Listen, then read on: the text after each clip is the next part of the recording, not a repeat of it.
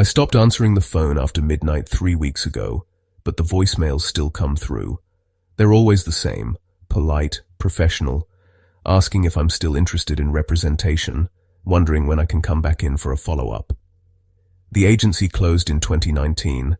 I found the listing on a legitimate casting site, buried between national commercial calls and student film notices. The agency had a clean website, professional headshots in their roster, even a physical address in a decent part of downtown. I'd been submitting to anyone who'd look at me for 6 months by then, so when they emailed back within an hour asking for an in-person meeting, I didn't think twice about it. The building was older than I expected, but not abandoned, not obviously wrong in any way that would have made me turn around. The lobby had that particular smell of old carpet and recycled air that every casting facility seems to share, and the elevator worked fine. Took me right up to the 3rd floor, where a receptionist sat behind a desk that looked like it had been salvaged from a law office sometime in the 90s. She was young, maybe early 20s, and she smiled when I walked in but didn't quite look at me, kept her eyes fixed somewhere past my left shoulder. The agent who met with me seemed normal enough at first. Asked about my training, my experience, whether I was comfortable with travel and long-term contracts. Standard questions, nothing that raised any flags, though I noticed she kept the overhead lights off and used only a small desk lamp that cast most of her face in shadow. She said they specialized in international placements, mostly catalog work and runway for brands I'd never heard of, but that she assured me were very big in certain markets. She took my measurements with a fabric tape that felt colder than it should have, asked me to walk across the room a few times while she made notes I couldn't see from my angle. Then she brought out the contract, which was longer than any I'd seen before. Maybe 30 pages of dense text in a font size that made my eyes ache. She said I could take it home to review, but that they had several interested clients who needed someone with my specific measurements right away. So if I wanted to sign today, they could fast-track my first placement.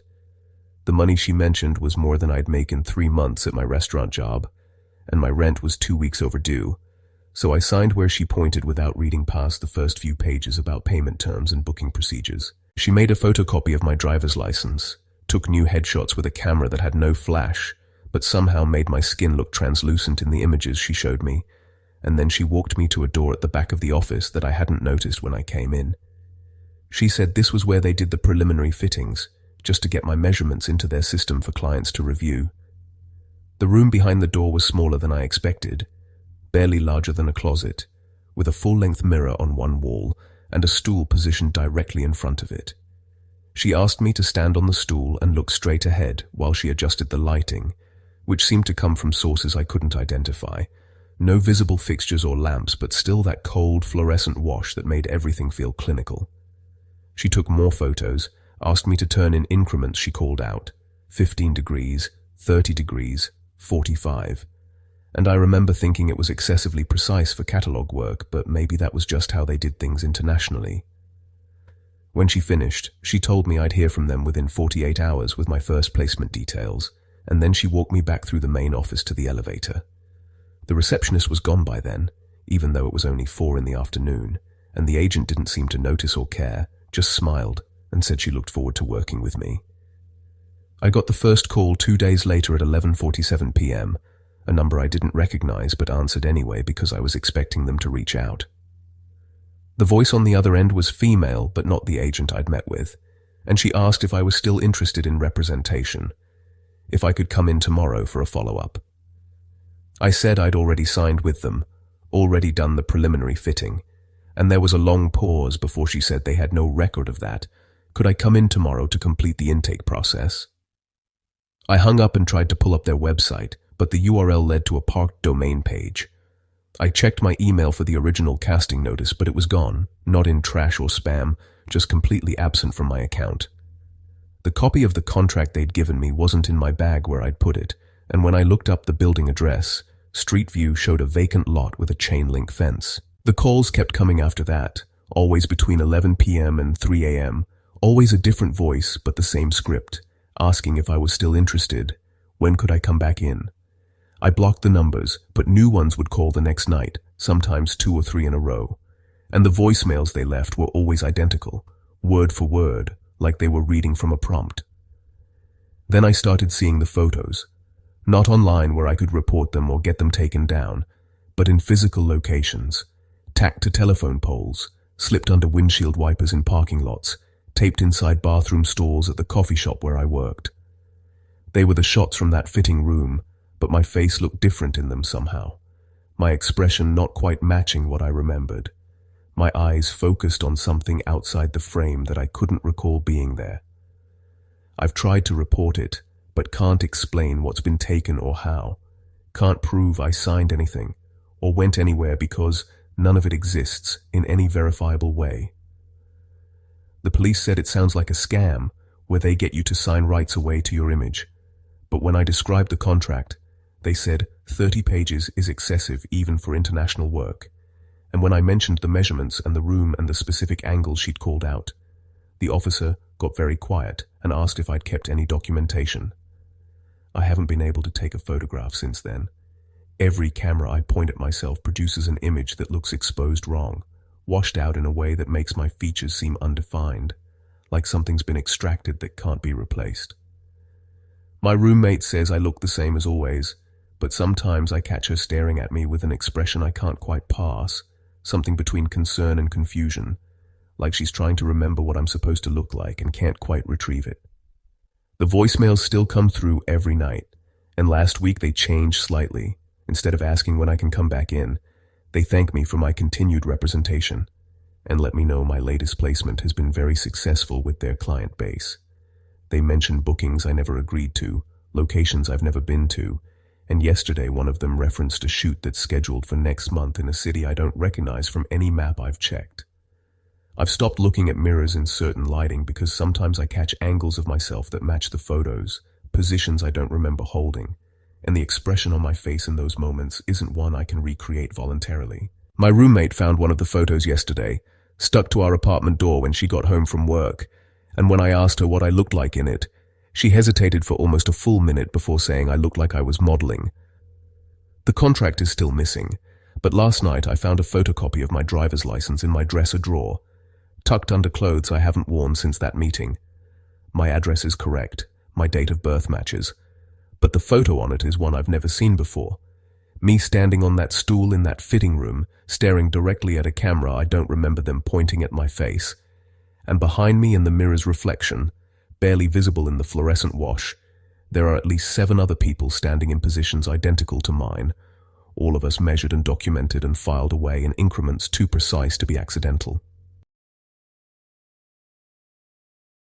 The email came through at 6 a.m. on a Tuesday with a subject line that just said, "Exclusive representation opportunity," and I knew I should have deleted it, should have recognized it as spam or a scam or one of those predatory agencies that charges you for headshots and then disappears.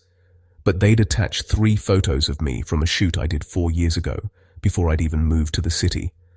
Back when I was still working with a photographer in my hometown, who promised the images would only go in my portfolio. The email said they'd been tracking my career development and saw significant commercial potential in my look, which was flattering in a way that overrode my better judgment. I replied asking how they'd gotten those photos, and they responded within minutes saying they maintained an extensive database of emerging talent and that my previous photographer had submitted my work to their scouting network.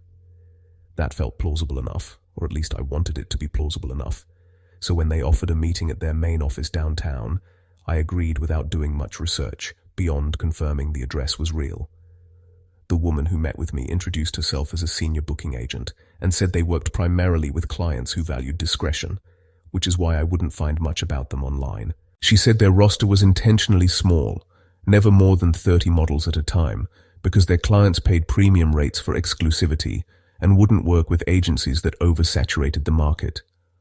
The way she explained it made sense, made me feel like I was being offered something selective rather than suspicious, and when she said they could guarantee me a minimum of $40,000 in bookings over the next 6 months, I stopped asking questions about their client list. The contract had a clause I should have paid more attention to, something about image rights and usage terms that extended beyond the typical 1 to 2 years most agencies require.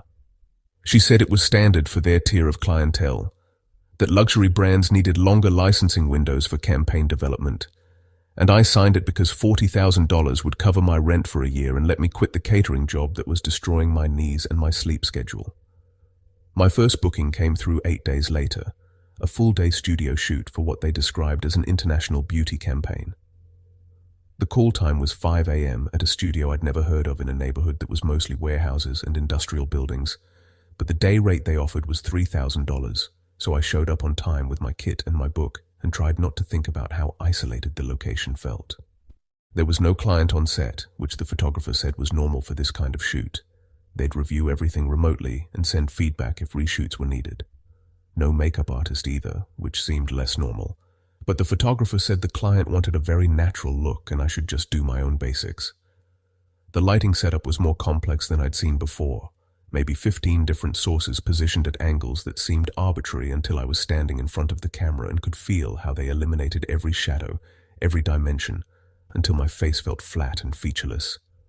The photographer barely spoke during the shoot, just clicked through hundreds of frames while adjusting the lights incrementally, and when I asked what kind of campaign this was for, what product they were selling, he said the client would handle all the creative direction and usage after delivery.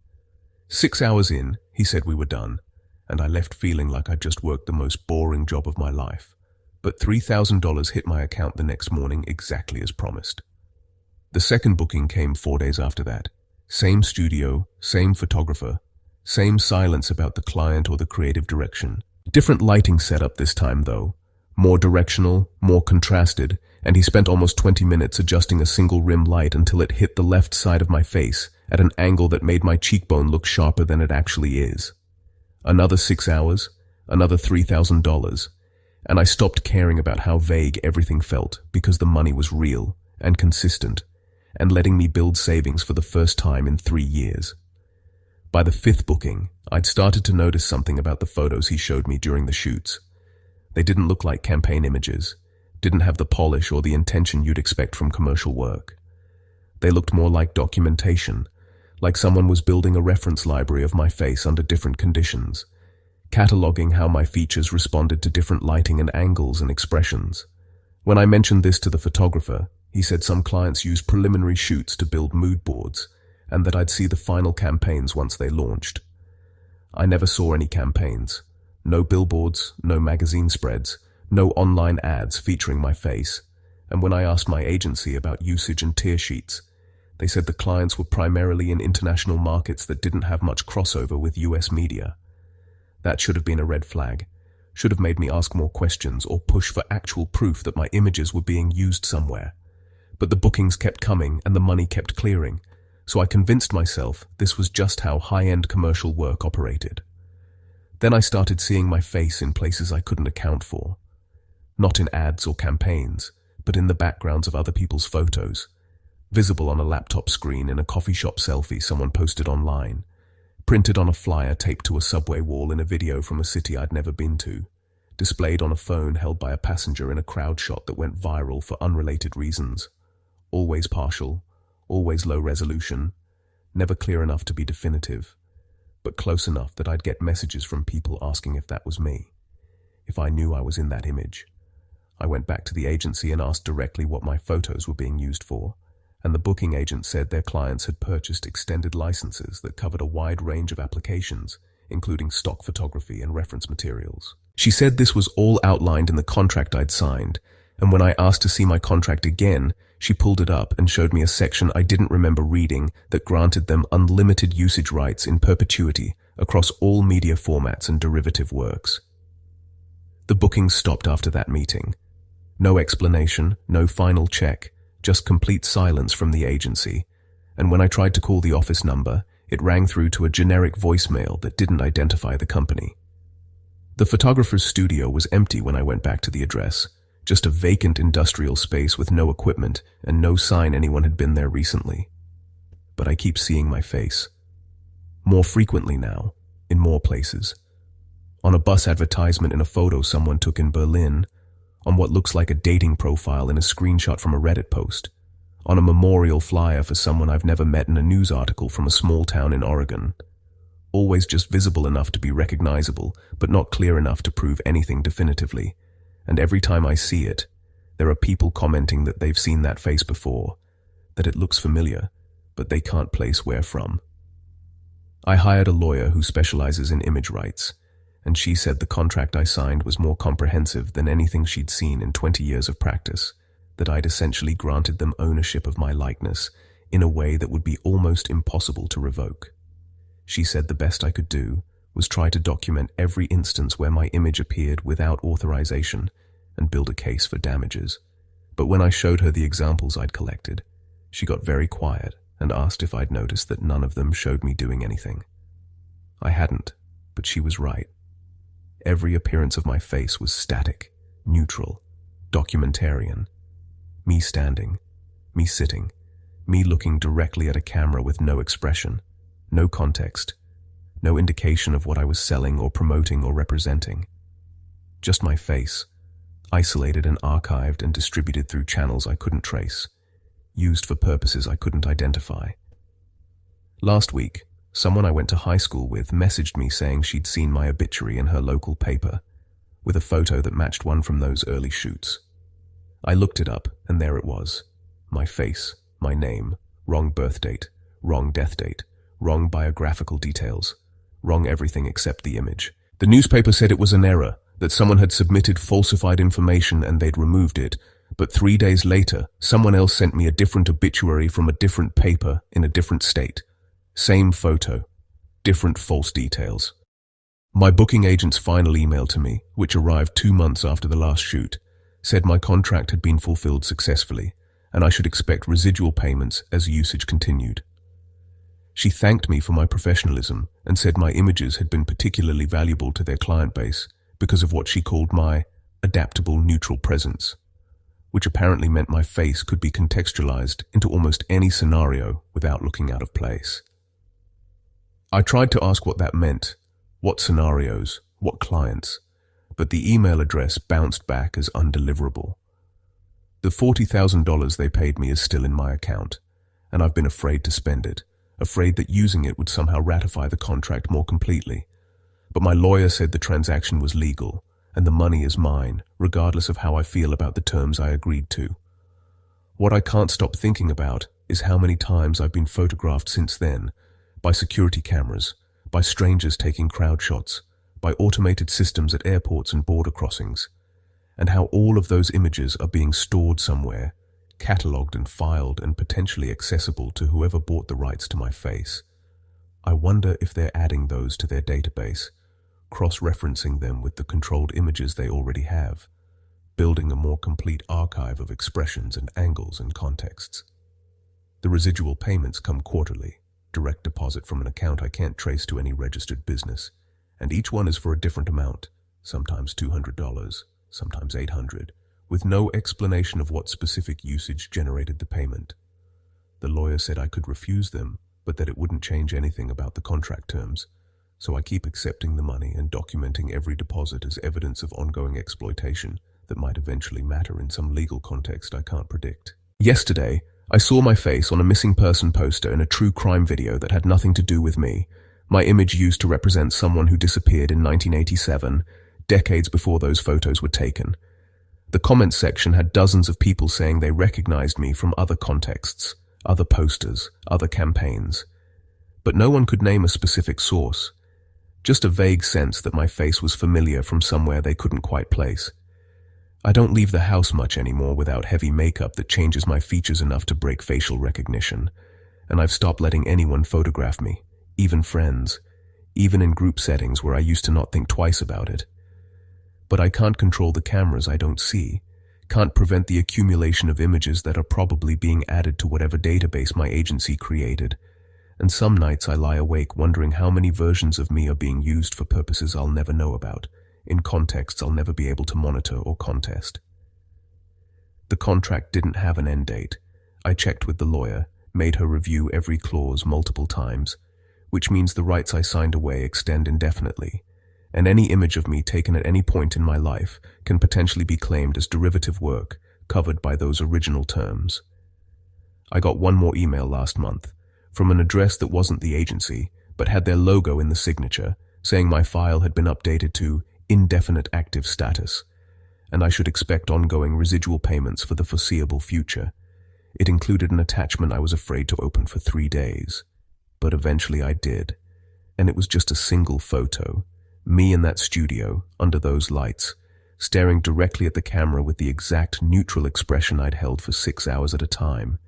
And in the metadata, the creation date was listed as next Tuesday, 4 days from now, at a time I have no bookings scheduled and no plans to be anywhere near that warehouse district. You don't think about how many photos exist of you until someone offers to improve all of them at once. The agency called it a complimentary service for new clients, part of their intake process to ensure portfolio consistency across all platforms. And they made it sound so reasonable that I didn't question why they'd need access to every image I'd ever posted online. They said it would take 48 hours to process everything through their system, and then I'd have a professional-grade portfolio that matched industry standards for skin texture and color correction. I'd been trying to break into commercial modeling for 18 months with no real traction, just a few test shoots that led nowhere and a lot of casting calls that never called back. So when this agency reached out saying they'd seen my Instagram and wanted to discuss representation, I didn't do as much vetting as I should have. Their website looked legitimate enough, and they had a physical office in a building I recognized from other casting calls I'd attended. So I went to the meeting assuming they were just another mid-tier agency trying to build their roster. The agent who met with me was probably in her 40s, professionally dressed, and she had this way of looking at me that felt assessing but not unkind, like she was cataloging my features for some internal database I wasn't privy to. She said they specialized in digital campaign work, mostly e-commerce and social media content, and their clients preferred models who had what she called a malleable aesthetic, features that could be adapted to different brand identities without losing recognizability. She said I fit that profile perfectly, which felt like a compliment, even though I wasn't entirely sure what it meant. The paperwork was standard, except for one section that asked for permission to access my social media accounts and cloud storage for portfolio optimization purposes. She explained that their retouching team would go through all my existing photos and apply consistent color grading and skin correction so that everything matched their quality standards, and this would make me more bookable because clients could see a cohesive presentation across all platforms. It seemed invasive, but also logical, and she assured me they wouldn't post anything or change my captions, just update the image files themselves. I gave them my login credentials and signed the authorization form, and 48 hours later, every photo of me on Instagram, Facebook, and my personal portfolio site had been replaced with a retouched version. The changes were subtle at first: smoothed skin, adjusted lighting, slightly enhanced contrast. But the more I looked at them, the more I noticed small inconsistencies. My eye color was more saturated than I remembered. My jawline was sharper in some photos and softer in others, and there were images I didn't recall posting that were now in my feed with timestamps that predated when I'd even moved to the city. When I called the agency to ask about it, the agent said their retouching process sometimes involved composite work to maintain consistency, blending elements from multiple photos to create optimal versions of each shot. She said this was industry standard for represented models, and that I'd signed authorization for derivative edits in the intake paperwork. I pulled up the form I'd signed, and buried in the third paragraph of the permission section was language about adaptive enhancement and composite optimization, which I'd skimmed past without really processing. The bookings started coming in after that, which should have made me grateful, should have made me stop questioning the process because it was clearly working. First, just small e-commerce shoots for brands I'd never heard of, then some larger campaigns for companies that had actual marketing budgets and creative teams. The day rates were good, the clients seemed professional, and for a few weeks I convinced myself I'd finally broken through whatever barrier had been keeping me from working consistently. But I started noticing things at the shoots that didn't align with what I remembered about my own face. A photographer would adjust a light and say something like, "That matches your left side better," but the side he was referring to was my right, and when I tried to correct him, he'd show me a reference photo on his monitor that clearly showed my features arranged the way he'd described. A makeup artist commented that my undertone was cooler than she expected based on my portfolio, but when she pulled up the images she'd been looking at, my skin did appear cooler, though I knew those photos had been taken in warm lighting that should have skewed the opposite direction. I started downloading my own photos before the agency could access them, keeping original versions stored locally so I could compare them to what appeared online after their retouching process. The differences were more pronounced than I'd realized, not just color correction and smoothing, but actual structural changes. The distance between my eyes varied by several millimeters depending on which photo I looked at. My nose bridge was thinner in some images and wider in others, and my face shape seemed to shift between oval and heart-shaped with no consistent logic. When I confronted the agency about it, they said I was probably just noticing normal variations in how cameras and lighting rendered my features, that the human face looks different under different conditions, and their job was to create a consistent brand identity that clients could rely on. They pulled up a portfolio comparison showing my before images next to my after images, and objectively, the retouched versions looked more professional, more polished, more like the models who actually worked regularly in this industry.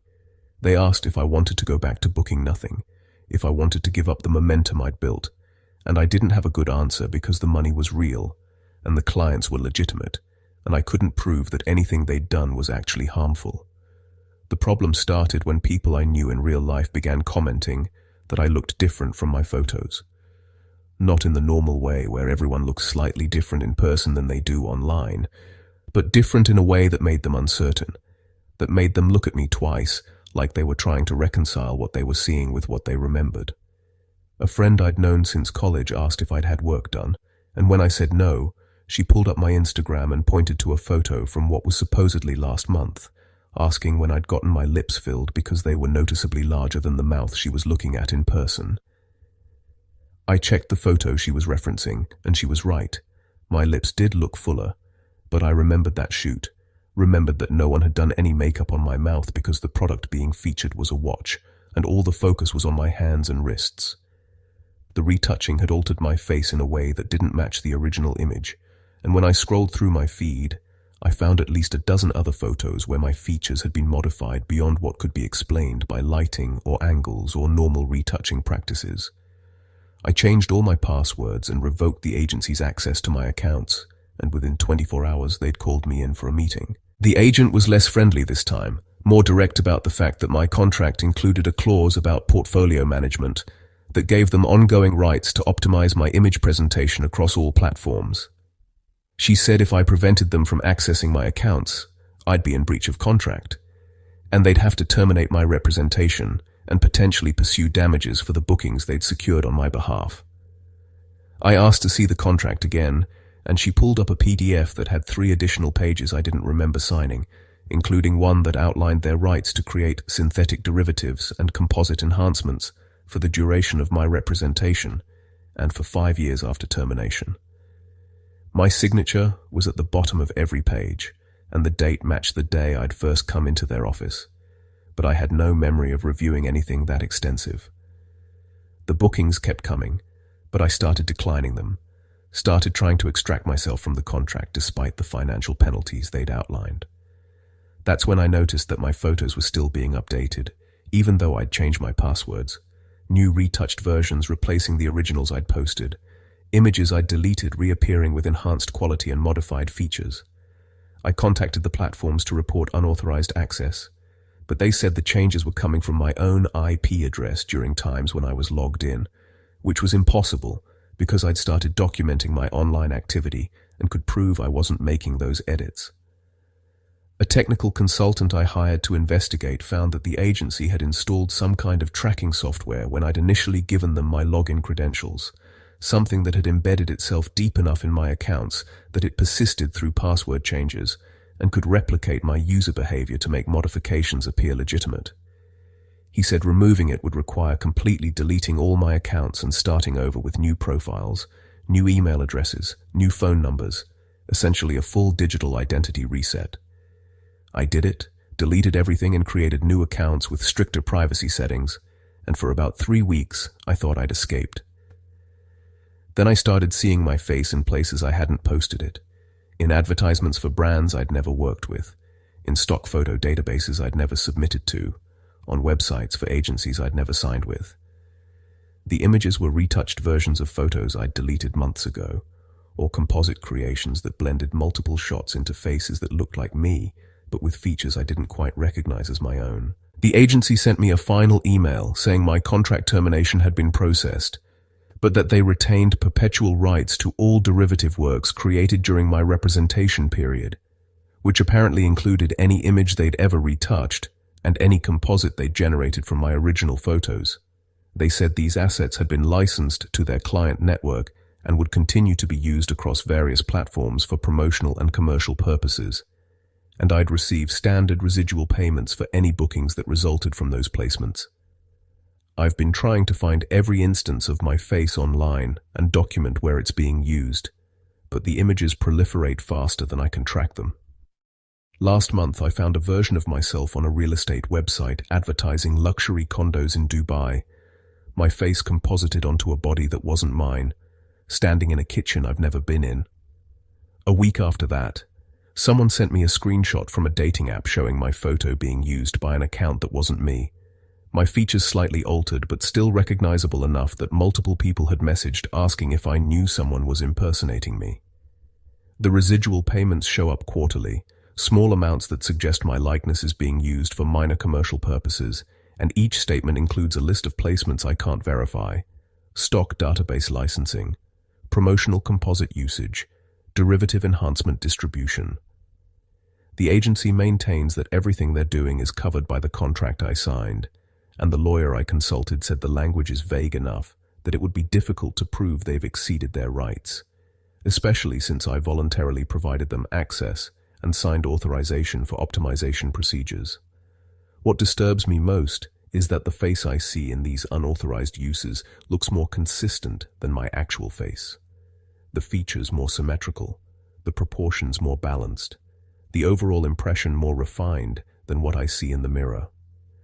People have started commenting that I should update my real photos to match my professional ones, that I look better online than I do in person, and I can't explain to them that the version they're seeing isn't an enhanced version of me, but a composite reconstruction that's been optimized beyond recognition. I've stopped posting photos of myself entirely, stopped letting friends tag me, stopped appearing in any images I can't control, but the agency's derivatives keep circulating through channels I can't access or monitor. Sometimes I'll meet someone who swears they've seen me before, and when I ask where, they can't quite place it. Just a vague memory of my face in some advertisement or profile or promotional material they can't specifically recall. The consultant who helped me delete my original accounts said the tracking software the agency installed is still active on my devices, despite multiple factory resets, that it's sophisticated enough to replicate itself across hardware changes and continue monitoring my digital activity. He said the only way to completely remove it would be to abandon all my current devices and start fresh with new equipment purchased with cash, using someone else's identity, which felt both paranoid and like the only rational response to how thoroughly they'd infiltrated my digital presence. I see versions of my face almost daily now. On billboards I pass during my commute, in magazine advertisements at the grocery store, in the sidebar ads on websites I visit that somehow know to show me images of myself, even though I'm using browsers with tracking prevention enabled. The retouching has progressed to the point where I sometimes don't immediately recognize myself, where I'll look at an image and think it's another model, before noticing specific details that match my features just closely enough to be unmistakable. The agency sent one final communication 3 months ago, a form letter thanking me for my contribution to their portfolio development program, and informing me that my likeness had been successfully integrated into their synthetic model database. They said this meant I'd continue to receive residual payments as their clients utilized adaptive composites based on my original features, and they included a reference number I could use to track usage reports if I wanted to monitor where my derivatives were being deployed. I looked up the reference number in their client portal, which I somehow still had access to despite terminating my contract, and it showed hundreds of active placements across dozens of platforms. Some I recognized, most I didn't. The usage categories included things like adaptive beauty composite, variable ethnic presentation, and age-progressive modeling, which suggested they weren't just using my face as I'd provided it, but generating versions that showed how I might look at different ages, or with different ethnic characteristics, or under different stylistic treatments. There was a thumbnail gallery showing sample derivatives, and I spent an hour scrolling through faces that were technically mine, but modified in ways that made them feel like relatives I'd never met. Older versions, younger versions, versions with different hair colors and eye colors and bone structures that had been subtly adjusted while maintaining enough of my original features to be legally classified as derivatives rather than entirely new creations.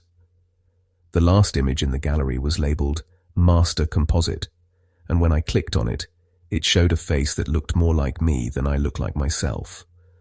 All my features perfected and balanced and optimized into something that couldn't exist in physical reality, but that represented some ideal version of what I might have been if every asymmetry had been corrected and every flaw had been eliminated. The creation date on the file was 2 years in the future, which didn't make sense until I realized they were predicting how their retouching algorithms would continue to refine my likeness as they collected more data and developed more sophisticated enhancement techniques. I closed the portal and haven't logged back in since, but I know the derivatives are still circulating, still being licensed and modified and distributed through channels that don't require my consent or awareness. The face I show the world in person is increasingly at odds with the face that represents me digitally, and I've stopped trying to reconcile the two because they're becoming separate entities, one that I control and one that the agency owns in perpetuity, continuing to evolve and adapt long after I've terminated any official relationship with them.